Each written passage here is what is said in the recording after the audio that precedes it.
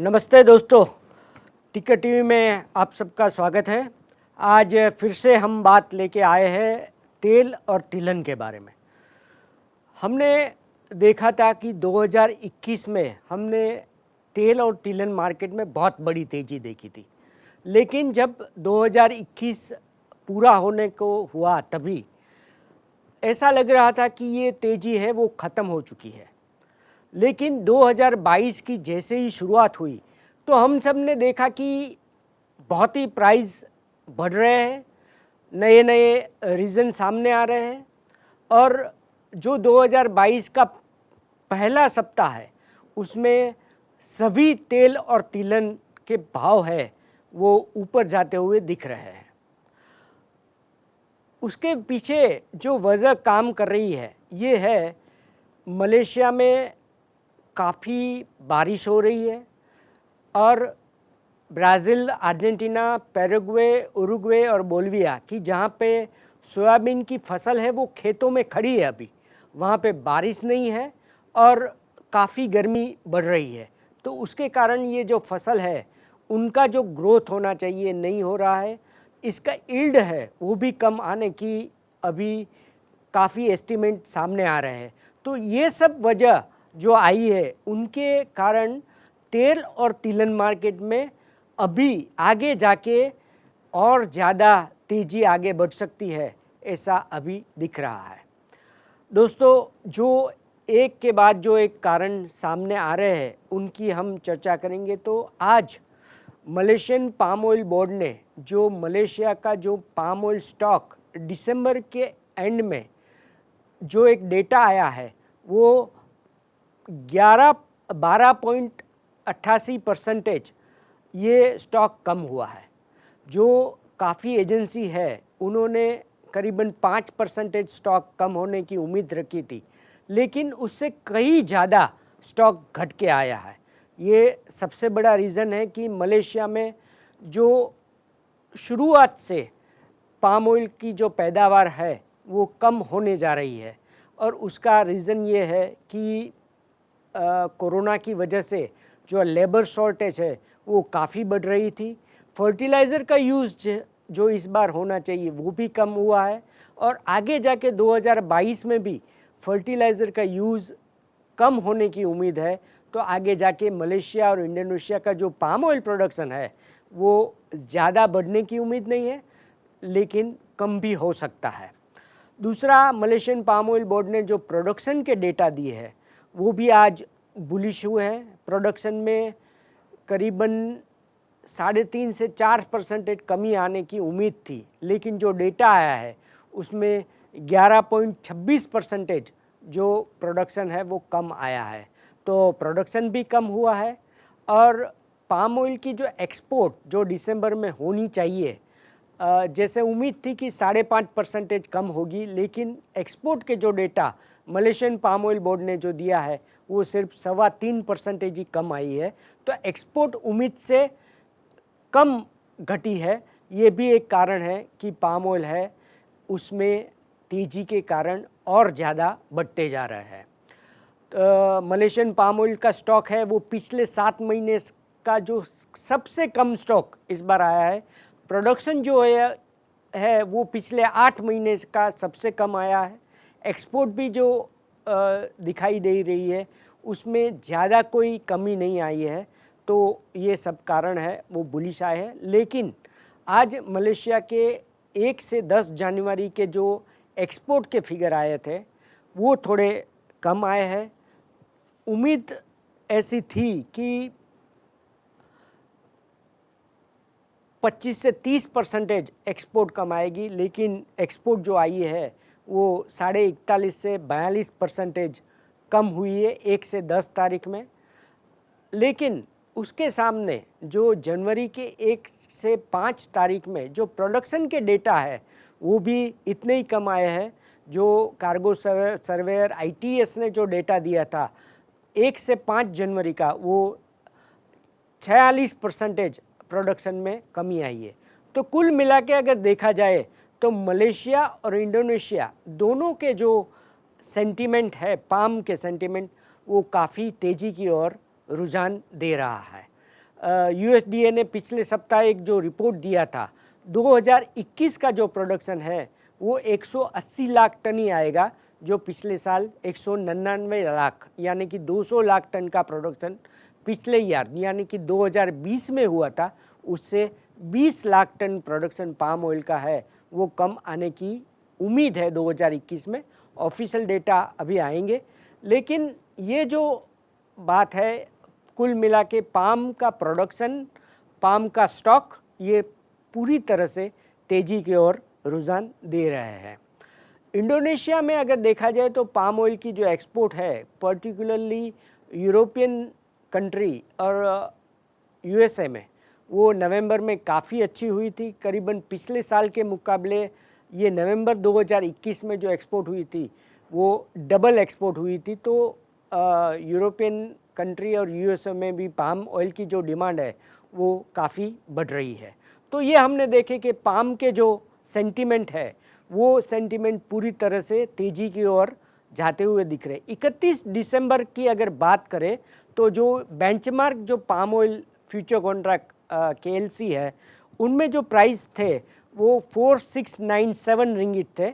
वो आज यानी कि 10 जनवरी को आज जो पाम ऑयल में जो बेंचमार्क प्राइस है वो 5045 रिंगिट चल रहे हैं, यानी कि करीबन अगर देखा जाए तो 400 से 450 रिंगिट की तेज़ी एक सप्ताह यानी कि 2022 के पहले सप्ताह में इतनी तेज़ी आ चुकी है।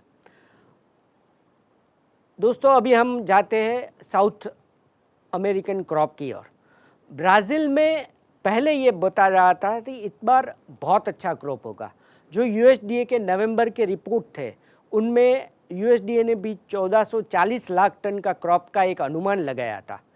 उसके बाद और भी जो एजेंसी ब्राज़ील की है वो सभी ने बहुत बड़े क्रॉप का अनुमान लगाया था। लेकिन जिस तरह से साउदर्न ब्राज़ील में ड्राउट की सिचुएशन है, 40 सेंटीग्रेड हीट जो आ रही है, वहाँ जो सोयाबीन के ईल्ड है वो कम आने की अभी बात आने लगी है।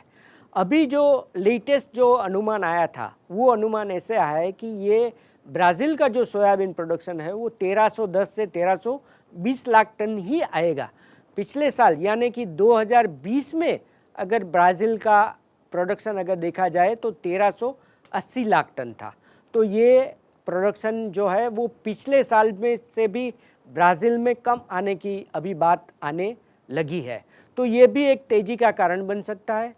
साउथ अमेरिकन जो दूसरे कंट्री है अर्जेंटीना में पहले से ही बहुत ही जो खड़ी फसल है उनकी सिचुएशन पहले से बहुत ख़राब है, तो वहाँ भी प्रोडक्शन बहुत बढ़ने की कोई उम्मीद नहीं है।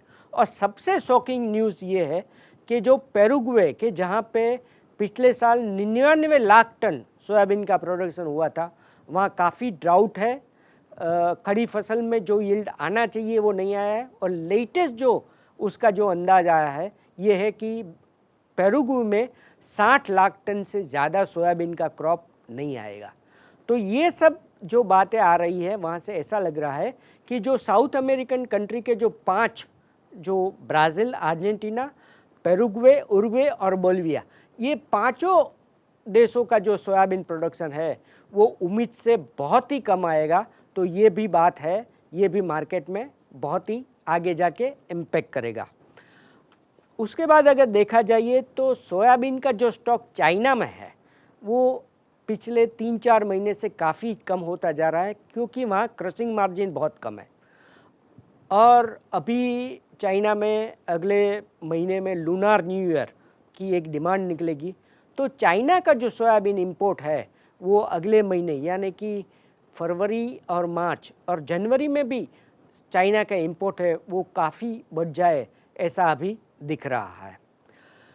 दोस्तों हमने जाना था कि सोयाबीन और पाम में तो अभी तेज़ी के बहुत कारण हैं वो सामने आ चुके हैं, लेकिन रायडा में अगर बात की है, मस्टर्ड में यानी कि सरसों में अगर बात करें तो पहले से तेज़ी की बात होती जा रही है, क्योंकि कनाडा में इस साल जो सरसों की पैदावार हुई थी वो पिछले 14 साल की सबसे कम हुई थी।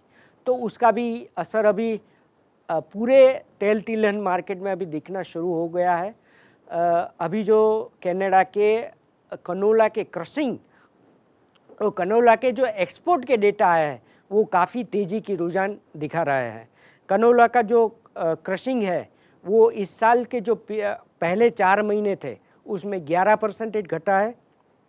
एक्सपोर्ट जो है वो मल्टी ईयर लो आया है अगस्त से नवंबर का एक्सपोर्ट। तो ये भी एक कारण है कि कनोला का भी एक सपोर्ट पूरे तेल तिलहन मार्केट को मिल रहा है। और हमने देखा था कि जो 2021 में जो तेल तिलहन मार्केट में तेजी आई थी उनका एक ही कारण था कि सनफ्लावर का crop Russia, Ukraine, Kazakhstan, European country और अर्जेंटीना सभी देशों में कम आया था। तो उसका कारण था कि 2021 में तेल तिलहन मार्केट में हमने बहुत बड़ी तेज़ी देखी। लेकिन 2022 का सीजन जो अभी शुरू हो रहा है वहाँ ये जो सनफ्लावर के जो प्रोडक्शन जहाँ पे हो रहा है इन सभी कंट्रों में बहुत अच्छी सोइंग हुई थी और उसके बाद पैदावार भी काफ़ी अच्छी हुई थी। तो अभी ऐसा लग रहा था कि सनफ्लावर का जो फ्लो आएगा मार्केट में वो पूरी तेल तिलहन मार्केट की तेज़ी को थमा देगा, लेकिन ऐसा नहीं हुआ है। सनफ्लावर ऑयल के जो प्राइस है वो पिछले 2 सप्ताह से काफ़ी आगे जाते दिख रहे हैं, यानी कि बढ़ रहे हैं। उसका कारण ये है कि यूक्रेन और रशिया में जो सनफ्लावर के फार्मर्स था उसके पास अनसोल्ड जो सनफ्लावर सीड का जो स्टॉक है वो बहुत बड़ी मात्रा में बढ़ता जा रहा है, यानी कि मार्केट में आउटफ्लो बहुत कम होता जा रहा है। तो उनके कारण सनफ्लावर के जो प्राइस है वो भी काफ़ी ऊपर जा रहा है। तो 2022 की पहली वीक में अगर देखा जाए तो सोयाबीन का जो प्राइस था बेंचमार्क ब्राज़ील के जो प्राइस है CIF रोटरडम के उनमें 1.5% की तेज़ी आई है। सोयाबीन ऑयल अर्जेंटीना FOB के प्राइस है उसमें भी 1.5% की तेज़ी आई है। मलेशियन पाम ऑयल जो उसका बेंचमार्क हम मानते हैं इंडोनेशियन पाम ऑयल का, उसका FOB का जो प्राइस है उसमें भी 0.7% की तेज़ी आई है। और कनोला ऑयल के प्राइस है उनमें भी 4% तेज़ी आई है।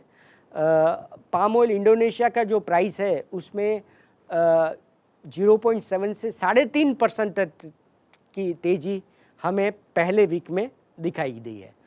इंटरनेशनल मार्केट के जो भी कारण हैं वो पूरे कारण अभी तेज़ी की ओर जाते हुए दिख रहे हैं। अगर हम इंडियन मार्केट की बात करें तो इंडियन मार्केट में दिसंबर में जो इंपोर्ट हुआ था वो 19% ज़्यादा हुआ था, क्योंकि यहाँ भी क्या है सोयाबीन और ग्राउंडनट का जो क्रॉप है उनकी अराइवल्स कम होती दिख रही है।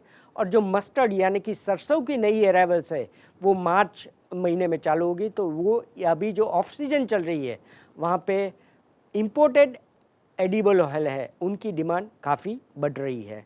और इंडिया का जो पोर्ट स्टॉक है वो दिसंबर एंड में अगर देखा जाए तो नवंबर से पाम ऑयल का जो स्टॉक है वो 60,000 टन कम है और सोयाबीन और सनफ्लावर ऑयल का जो स्टॉक है वो भी 64,000 टन कम है।